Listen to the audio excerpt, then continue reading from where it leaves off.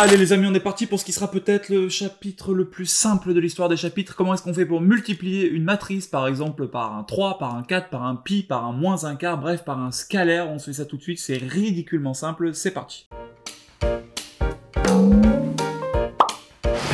Vous avez une somme de matrices, donc maintenant vous savez sommer des matrices. Vous savez que si on avait juste à additionner cette matrice-là et cette matrice-là, il suffirait de prendre le premier coefficient de l'additionner avec le premier coefficient, ensuite le deuxième coefficient de la première ligne et de l'additionner avec le deuxième de la première ligne, ensuite le premier de la deuxième ligne, premier de la deuxième... Vous avez compris, c'est extrêmement simple. Sauf que là, on a une espèce de 3 qui nous embête là. 3 fois cette matrice, c'est quoi? Eh ben, 3 fois cette matrice, c'est 3 fois tous les coefficients de la matrice. Donc le 3, vous allez le mettre sur le 21, vous allez le mettre sur le 1, vous allez le mettre sur le 0, ça va pas lui faire grand chose, et vous allez le mettre sur le 0,5. De la même manière que quand vous aviez 3 fois un vecteur U, oh là là là là, oh là là, 3 fois un vecteur U, c'était 3 fois les coordonnées du vecteur U, donc 3 moins 2, ça faisait un vecteur de coordonnées 9 moins 6, quoi. C'était exactement la même chose avec des matrices.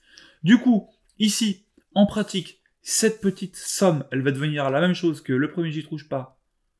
Et le deuxième, je vais faire mon 3 à l'intérieur, donc 3 fois 21, 63, 3 fois 0, 0, 3 fois 1, 3, 3 fois 0,5, 1,5, bim. Ensuite, je fais mon addition, chaque élément étant associé à un élément en face, donc mon 1 va avec mon 63, mon 3 avec le 0, donc ça va me faire 64, 3, 2, et 1,5. Et l'affaire est dans le sac. C'est très très simple, on vous a mis des petits exercices, pas si simples que ça en dessous, à vous de jouer, vous êtes des champions.